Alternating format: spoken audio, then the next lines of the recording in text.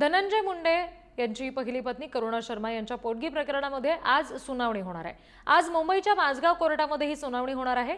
कोर्टामध्ये करुणा शर्मा लग्नाचे पुरावे सादर करणार आहेत। धनंजय मुंडे आणि करुणा शर्मा यांचं अधिकृत लग्न झालेलं नाही असा युक्तिवाद धनंजय मुंडे यांच्या वकिलांनी कोर्टात केला होता। धनंजय मुंडे आणि करुणा शर्मा यांच्या 2 मुलांचे आई-वडील कोण असा प्रश्न न्यायाधीशांनी धनंजय मुंडे यांच्या वकिलाला विचारला। आणखी तपशील घेऊया प्रतिनिधी निखिल चव्हाण यांच्याकडून। निखिल, कुठले महत्त्वाचे मुद्दे आजच्या सुनावणी दरम्यान उपस्थित होऊ शकतात? विशेषतः करुणा शर्मा आज पुरावे सादर करतात लग्नासंदर्भातले असंही कळतंय। जे आपण पाहिलं तर आज माधव कोर्टामध्ये या ठिकाणी धनंजय मुंडे आणि करुणा मुंडे यांच्या पोटगी प्रकरणामध्ये सुनावणी आहे ती ठेवण्यात आलेली आहे। याच प्रकरणी करुणा मुंडे यांनी धनंजय मुंडे यांच्याकडून जवळपास 15 लाख रुपये महिना अशी पोटगी आहे ती मागितलेली आहे।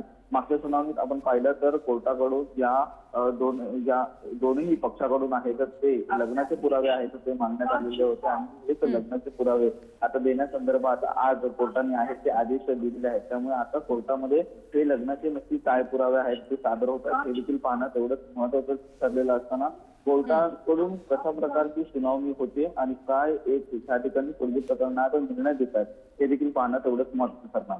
जी, धन्यवाद निखिल दिलेल्या माहितीसाठी।